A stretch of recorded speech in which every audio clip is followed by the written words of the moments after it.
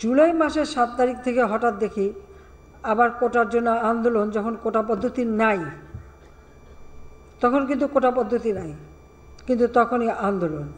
আর আন্দোলন না, সেখানে দেখা গেল ঝাঁকে ঝাঁকে সব জড়ো হয়ে যাচ্ছে,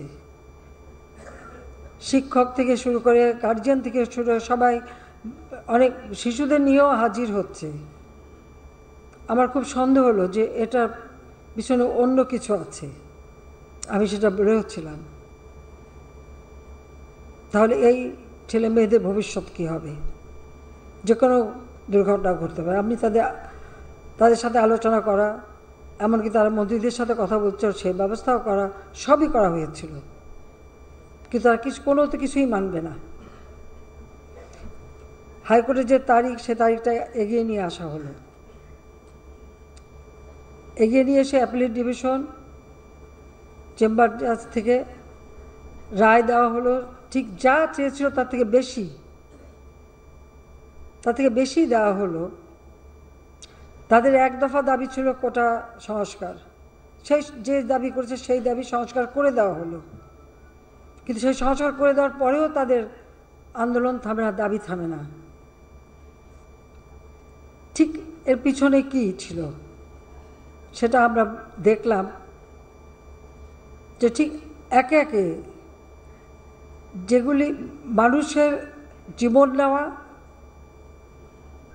এবং আন্দোলন, কোটা আন্দোলন করছে এক জায়গায়, কিন্তু চারিদিক থেকে ঢাকার সেখানে সেই জঙ্গি ঝুঁকে একদিকে হত্যাকাণ্ড চালানো, অপরদিকে যে সমস্ত প্রতিষ্ঠানগুলি মানুষের সেবা দেয়, যেমন দুর্যোগ মোকাবেলায় আমরা সব থেকে অগ্রগামী ছিলাম। আমাদের সামনে ঘূর্ণিঝড়, জলোচ্ছ্বাস যে কোনো সময় আসতে পারে, কিন্তু আমাদের ডিজিটাল পদ্ধতিতে এত চমৎকার সিস্টেম আমরা তৈরি করেছিলাম যে কোনো মুহূর্তে বাংলাদেশের যে কোনো জায়গার এই ঝড়, জলোচ্ছ্বাস, বন্যা সমস্ত খবর আমরা পেতে পারবো, তাৎক্ষণিকভাবে তাদের সহযোগিতা করতে পারবো। এটা তো মানুষকে বাঁচানোর জন্য, মানুষের সেবা দেওয়ার জন্য। সেখানে অগ্নিসংযোগ। বাংলাদেশ টেলিভিশন মানুষের একটা সাংস্কৃতিক চর্চার জায়গা, সেখানে অগ্নিসংযোগ। আমাদের সেতু সারা বাংলাদেশটাকে আমরা একটা নেটওয়ার্কে তৈরি করে দিয়েছি, এবং পদ্মা সেতু আমরা নিজস্ব অর্থায়নে করেছি। সেই সেতু ভবনে অগ্নিসংযোগ, প্রতিটি জায়গা, মানে সড়ক, সেতু থেকে শুরু সব কিছু আগুন দিয়ে পোড়ানো। এবং এই আগুন দিয়ে যে পোড়ানো সমস্ত গাড়ি, সিটি কর্পোরেশনের ময়লা ফেলার যে গাড়িগুলি, অত্যন্ত আধুনিক গাড়ি, যেখানে কয়েক টন ময়লা একসাথে এটাকে একেবারে কম্পোজ করে, মানে পুরা কম্প্রেসারের মাধ্যমে আমরা চেপে অল্প করে সেগুলি বর্জ্য ব্যবস্থাপনা ওই গাড়ির ভিতরে সেটা করে ফেলা যেত, সেগুলি পুড়িয়ে দেওয়া হলো। আজকে কত মানুষের জীবন গেছে, চারিদিক থেকে অস্ত্রধারী কোথাও। এমন ঢাকা বিশ্ববিদ্যালয়ের 300 কামরা, সেখানে এখন ভিডিও ফুটেজও পাওয়া গেছে, সেই হাতে অস্ত্রসহ, কারো হাতে তরবারি, কারো হাতে লাঠি, কারো হাতে শাবল নিয়ে সমস্ত পুরো তছনছ করে দেওয়া হয়েছে, এবং সমস্ত ছেলেদের সব জিনিসগুলি পুড়িয়ে দেওয়া। মেয়েদের হোস্টেল, সে রোকেয়া হল, শামসুন্নাহার হল, ইডেন কলেজ,